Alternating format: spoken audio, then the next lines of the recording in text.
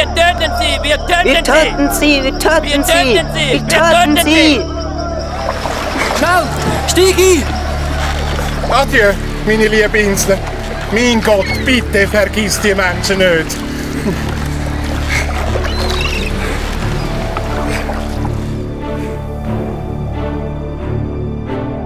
Der John Patton hat als Missionar auf der Insel Tanna gelebt.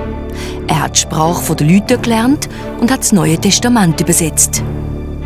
Aber die Eingeborenen waren ganz wilde. Wenn es zum Krieg kam, haben sie auch Menschen gegessen. Immer wieder wollten sie den John umbringen.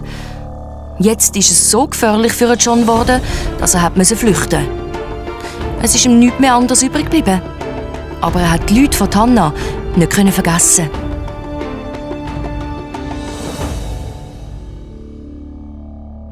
Am runden Tisch sind ein paar Männer zusammengesessen und haben eine Besprechung gehabt. Aber wer sind die Männer?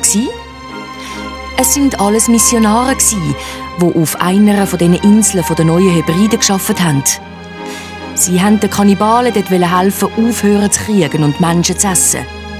Und das mit Hilfe von Gott. Der John Patton ist auch am Tisch gesessen. Jetzt sagt er seine Meinung.